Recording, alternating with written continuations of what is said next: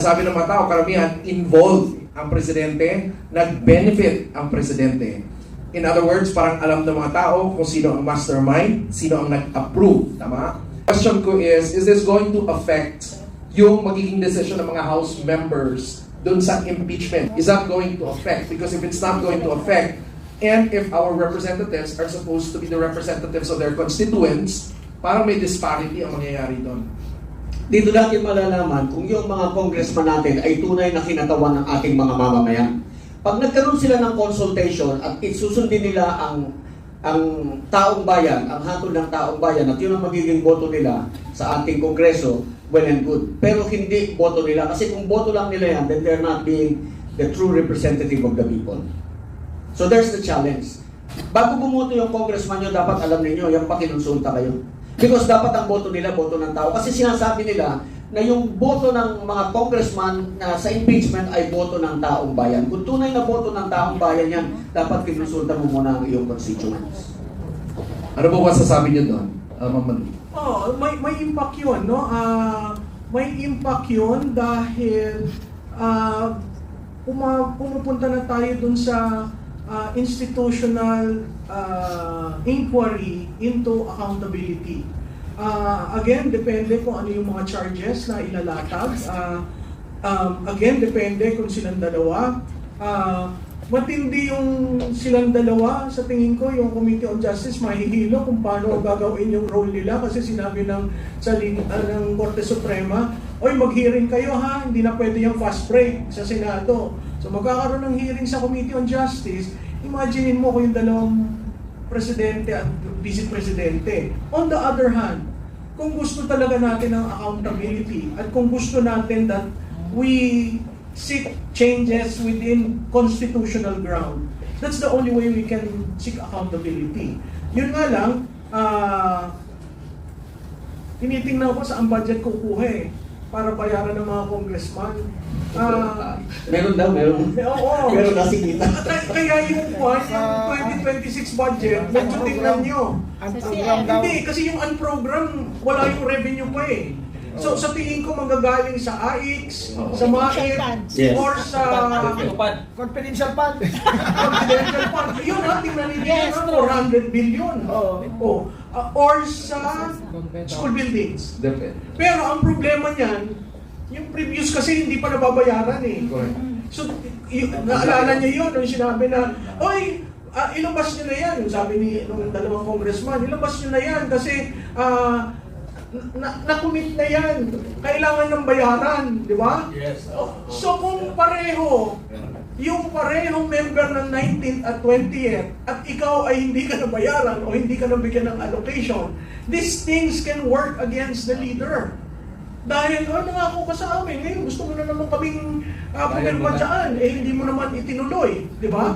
So, napakahirap na sa quicksand ang administrasyon na ito pagdating sa impeachment sa Pangulo. At dahil yun nga ang climate, na ang taong bayan wala ng tiwala, sino ang most rational animal sa mundo? Di ba politiko? Alam nila ang dapat gawin para manalo.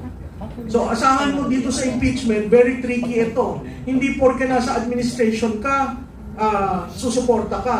Hindi porke sinabi ng oligarch behind a political party, susuporta ka. Kasi titingnan din ng oligarch, uy, naipit ako dito. Uy, hindi ako makagalaw. O, lahat ng pangako mong proyekto hindi na ilalabas. So all these things, ang sense ko, ang Pangulo nasa catch-22 position.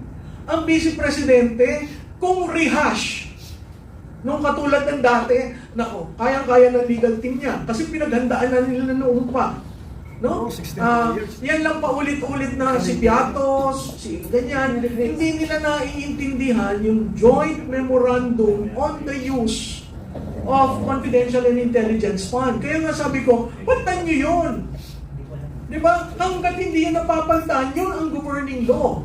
At kung gusto yung tingnan, kung bakit si Vice Presidente ay ganun, abay, tingnan nyo rin ang confidential and intelligence fund ng Presidente. Buksan na lahat. Diba? Yun yung sinasabi ko, patas tayo. O, pag nagbukasan, ako yung Remulla Brothers. Ang dami nun. Diba? Hawak nila, 2 ahensya. O ngayon, 3 na pa lang dahil may ombudsman pa. Ayun, tol So, pa. these things have a way of, if you play your cards right, pwedeng pabor sa administration. But, if the institutions and the systems cannot already afford another shock, then that can go against him. So, ang talagang critical doon, pag final, may nag-endorse ba? At pag nag-endorse, i-refer ba sa Committee on Justice? Pag sinorkat yung proseso, naku, lalo magagalit ang taong bayan. Diba? So, talagang kwan siya, delikado. Samantalang yung Vice Presidente, wala naman yata ako nakikita bagong charge na sinabi at ang gusto nila, yung ulit. Ha? Yung isa, 3 taon. Yung isa, si Vice Presidente, 1 taon. Wala naman siyang flood control projects. Si Presidente, buong bureaucracia. Diba? So, again, kung titingnan natin, at siguro, kung titingnan mo yung tiwala at approval nilang dalawa, talagang pag pumasok tayo sa impeachment, mas lalo ma-erode yun sa Pangulo.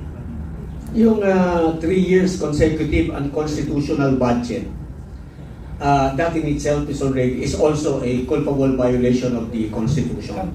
So mas maraming grounds laban kay Presidente, yung tunay na talagang kitang-kita. Hindi katulad nung ginawa-gawa lang, pinilit lamang para merong maging kaso. 11 million per day daw dahil sa inubos yung 100 something. Gusto nilang maunawaan kasi paano ginagasta yung confidential intelligence fund para maka-identify sila ng mga safe houses, etc.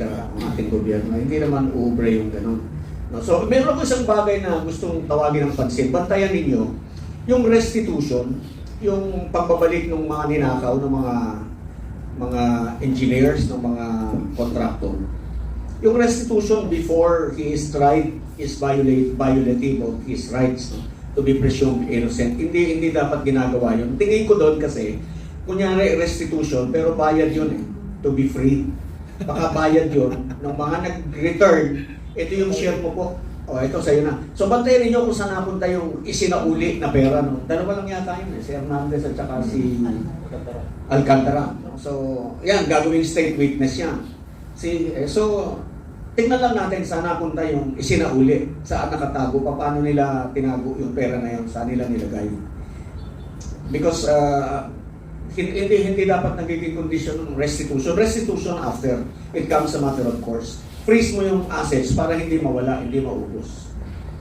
Hanapin mo yung bahay kung saan nakatago yung mga pera. Kasi wala na yata sa bangko yung mga pera niyan na nasa bahay-bahay.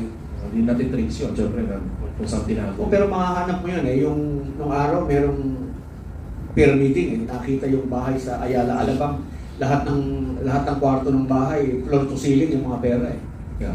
So doon lang tinatago yung pera. Alright. Maraming salamat po, General Garcia. Miss Penny, balik tayo dun sa... Maliwanag na maliwanag, damang-dama namin. Talagang pinaparamdam sa amin ang puwerso ng gobyerno, kaya nga sinasabi ko na kayo ng mga nandyan sa panig ng mga naka-uniforming personnel,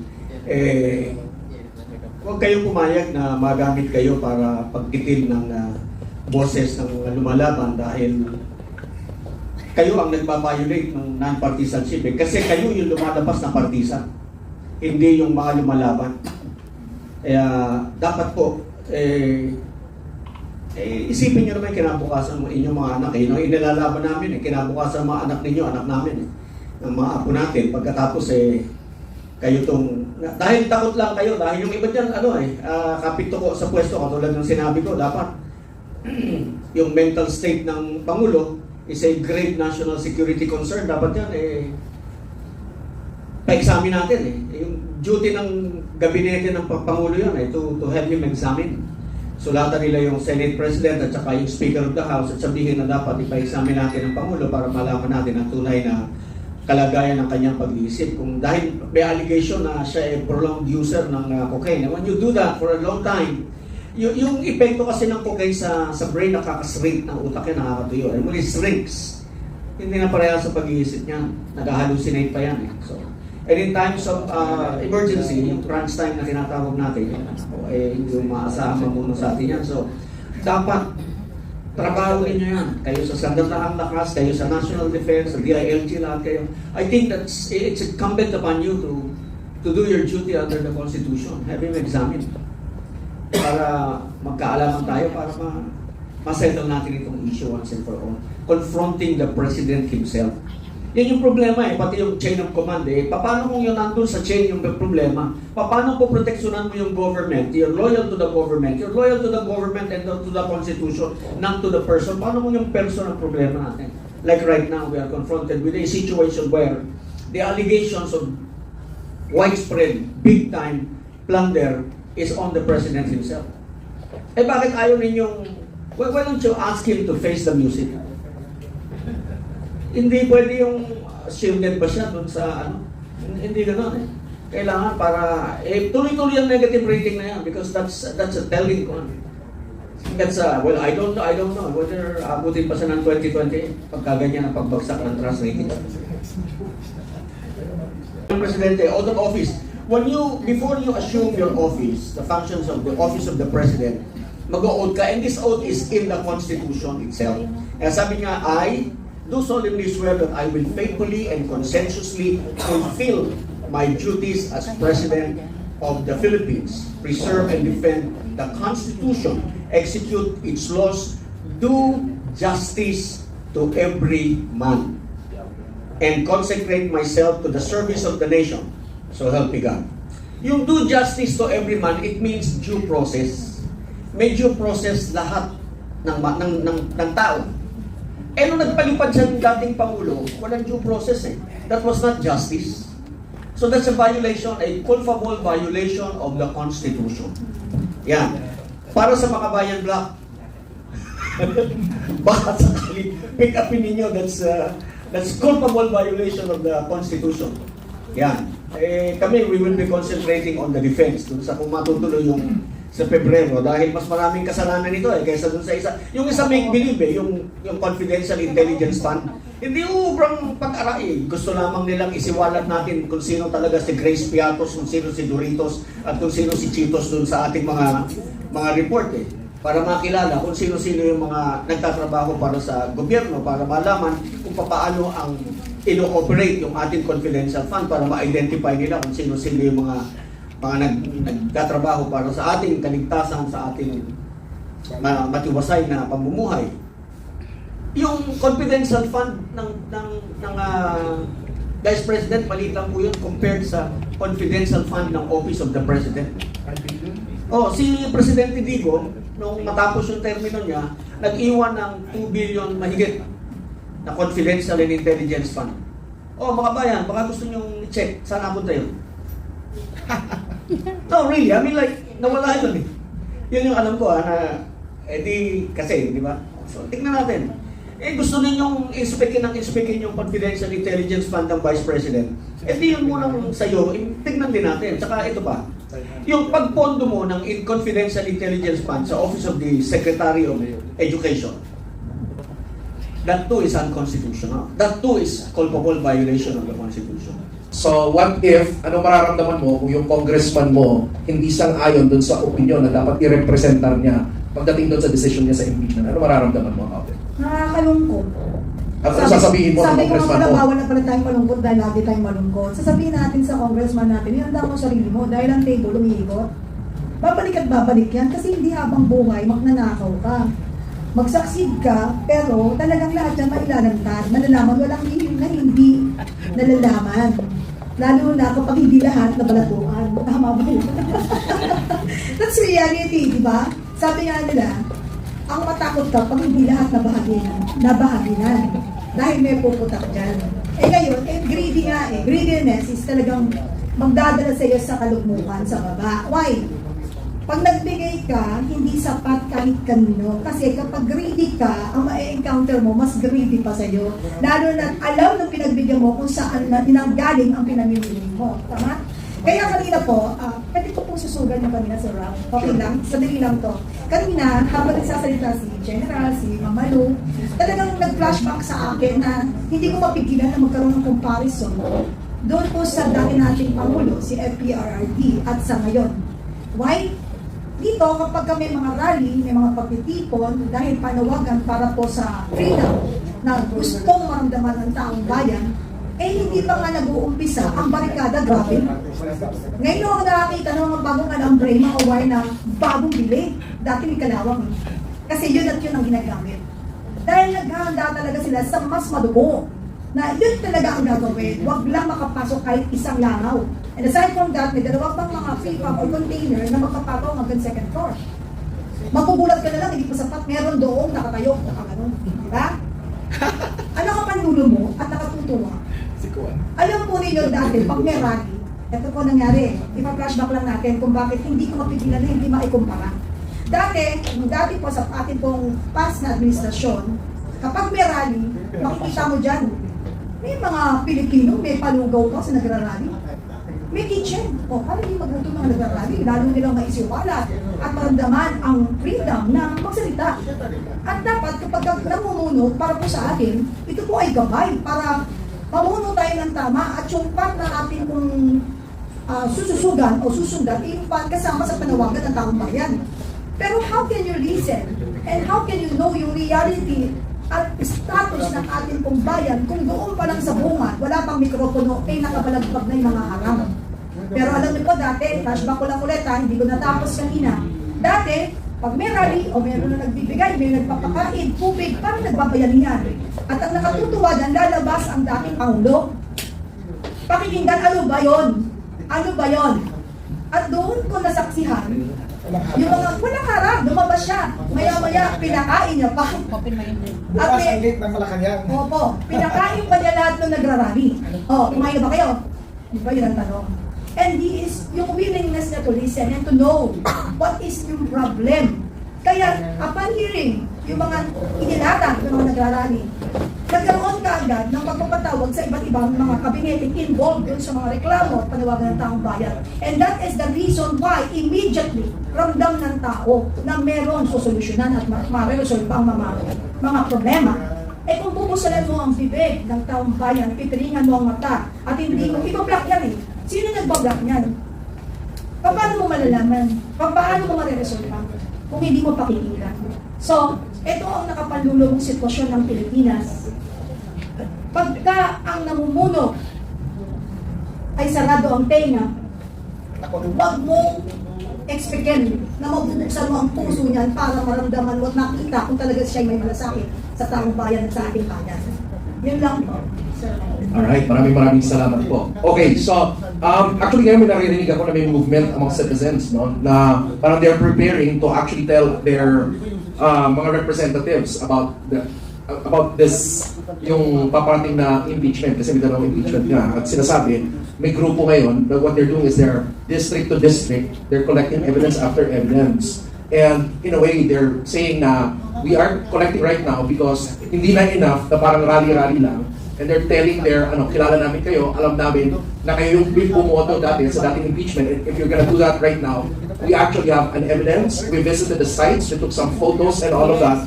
And it's about time that, we take accountability to the next level beyond the rally, but really actual filing of the congressmen nila. So already there are some districts na ginagawa daw yun. Alright? So which is, I think, it's something that's magandang move, no? Na ginagawa ng mga tao para talagang alam ng mga congressman na hindi lang ito at the national level ang presidente ang dapat managot. But also, sa mga mismong decisions nila, hindi sila pwedeng magtago doon lang sa mga national issues, but people are already bringing up the accountability level doon sa district level and also evidence after evidence mismo doon. Kasi mas madaling hanapin yung evidence di ba? From the published na data at kung ano ang meron, tapos trace nila yung mga contractors. In fact, they were also saying na may nakausap sila mga local contractors who are also willing to say na ganito yung mga naging arrangements and all of that. So, sana mangyari siya all over the Philippines. No? Hindi ko alam anong extent ng scale na ginagawa nila, but something is happening right now. Maganda yan naalala nyo yung mga butante sa distrito ni Congressman Momo, sila nag-file sa ethics so siguro yung parati sinasabi, how do you remove a sitting congressman? Through ethics mo yan, not to impeachment, not to the ombudsman, but to the Committee on Ethics, no? At crucial yan kasi kung yung utterances ni Congressman Barsaga na hindi pa siya congressman naging ground for his suspension. Imagine mo yung those projects sa distrito. Pag taong bayan na ang nag-file, ang taong bayan ang kumilos, napakalakas mo niyan. Kayo lang naman ang makakaalam kung dinaya yung inyong flood control project dyan eh. Yung DK mali. Kayo lang ang nakakaalam niyan. So, siguro part ng bayanihan effort, kung ma-document nyo yan, naku Rob, napakaganda yan. Kasi, probably hindi makakahabol sa impeachment, but it can add to the climate of such period. And when you file cases before the Committee on Ethics, that is already accountability and justice. Kasi hinahanap po natin yung hustisya. Kaya dumadaan tayo sa accountability process kasi kailangan natin ng hustisya. Ang sinasabi nga po nila, ito daw yung bagong people power. Although, iba-iba, ang tawag nila resibo power. Ano nangyayari? They're collecting the receipts, everything, tapos at the same time some people at the local level who are willing to actually testify. At dahil dyan, pwedeng magbago ang politika eh. Yung sinasabi nila, Manu, parati naman yan nananalo, dynastic, pero pag ang taong bayan ng kumilos, dito sa effort na to, sila rin yung maghahanap ng leader nila. Yeah. At least yung leader medyo matatakot, di ba? Yung mga tao may ginagawa na. Gising. So ganun ang power natin, di ba? Hindi lang hanggang rally, hindi lang pakita yung galit, but also yung power na meron, pwede natin i-document lahat against sa figures na sinabi, magkano ang napuntang insertion or project na ganito, tapos meron ba talaga kasi may mga geotagging naman, tapos at your level, pwedeng mag-kolekta ng evidence, tapos mag-file kayo ng ethics complaint against your congressman kung may nakita kayong mga anomalies. Yun po ang power ng taong bayan, and I think that's going to be very powerful if we scale that in all the districts. Kasi this time around, di ba, you don't need a lot of resources kasi hindi naman national, isang buong body tapos national ang investigate mo. Isang district nyo lang naman. Okay? So, kaya kinocongratulate ko yung grupo na yon. Tapos kayo daw, they're beginning to ask others na medyo kumakalat na sila, silently. Sorry sinabi ko rito. But anyway, I ask permission to share kung Pero, alam mo, nakakatawa dyan. At saka, pabor sa ating mga Pilipino. Because of what's happening now, yung mga nakapwesto, nagkambi-kambi, some of them, most of them, konti na pa rin nanindigan. Baka dumating ang pagkakataon at panahon, pagdating ng panahon, kumonti yung tama ko. Konti na lang. Kasi, bulilyaso na lahat ng plano na patuloy, dekada na nangyayari pa ulit-ulit sa ating bayan. At saka, mag-iingat na yan. Alam nila, identified na sila na gano'n ang practice. You run, you spend money, pero pag nakaupo ka, times 1,000. Hindi na. Diba? Bilyonaryo ka. Ginawa nilang milking cow ang posisyon na dapat hindi. Sapagkat under oath ka, maglilingkod ka ng tapat sa bayan, hinalal ka, inupo ka, dahil umaasa ang mamamayang Pilipino na isa ka sa magiging parte ng pagbabago ng ating buong bansa. Pero, nasadlak tayo sa kawalan. Kasi nga, meeting ko yung sinabi ko, salitang kalde, nangakuan ka na, gusto mo pa matupad, spoiled brat ka. Di ba? So, hindi tayo spoiled brat. Tayo ay sanay magdirdir ng asin pero may nakatagong pork chop sa ilalim. Ibig sabihin, hindi po uto-uto ang Pilipino. Kaya ngayon, kailangan mag-isip tayong mabuti. Napasimulan natin to eh. And it's an eye-opener to all Filipinos. Nasa dali. Nagkakalokohan na tayo. Ayan na naman, ang ganda na naman ng pangako. Ayan na naman, nililihis na naman ang usapan. Iba na naman ang kwento. Tuwing mayroong sinususugan ng taong bayan, at malapit na lumabas ang katotohanan, may mangyayari na naman, may isa na naman pag-uusapan. Laging merong pasabog, may nangyari dito, may gano'n. Nakakalimutan na natin ang ating pinagmamalaking Mayon Volcano na pumutok. Dapat yun ang dapat na inaano natin. Kung yung Mayon Volcano pumutok, dapat yun na naka sa news. Pero magtaka ka, may ibang issue na naman. Nag-file ng kaso si ganito, nagreklamo dahil may pagbabanta. Sa akin, hindi pagbabanta, nangyayari na sa ating bayan. Nangyayari na sa ating bayan, yung parang gusto nila tayong busalan at tawakan sa leeg na kung anong gusto nila, yun ang masusunod. And the fact that, nakita naman po ninyo sa kataas-taasang hukuman or the Supreme Court, meron doon isang babae, may timbangan, nakapiring. Tanggalin natin ang piring, baka pinahina nila yung mata para wala nang makita. Kasi, pati yun, diba, yung term na ginagamit nila is bending the law. Tingnan ninyo yung timbangan, baka nakabend na rin. Pero sa mga taong maalam at gustong matutunan ang tama, siyempre, ang dapat, kailangan, boses, paninindigan nating lahat.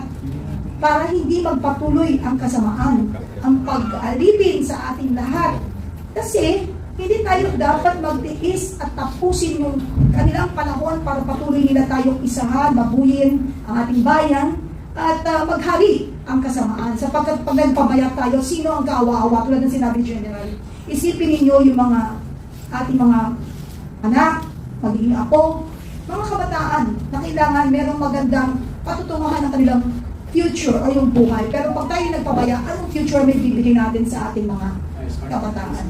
So this time siguro, yung mga pangyayari ko is part of life ng Pilipino dahil binuksan na nila ang pinto para magising ang Pilipino at ipagpatuloy natin, tuloy-tuloy lang dahil lumaban na tayo eh. Kung tayo matatakot, it's always the fears that will kill us all. Kasi kahit anong gawin ninyo, negative tayo sa kanila. Why? Kasi hindi natin pinapayagan ang kasamaan. Hindi natin pinapayagan ang mga pagnanakaw ng paulit-ulit. Dahil alam natin hindi ito tama. So, pag maraming nanindigan, tuloy-tuloy ang pagbabago, may kinabukasan ko ang Pilipinas. Kaya nga, hindi tayo nananawagan para magkagulo. Ang pananawagan natin is tanggalin ng mga nanggugulo.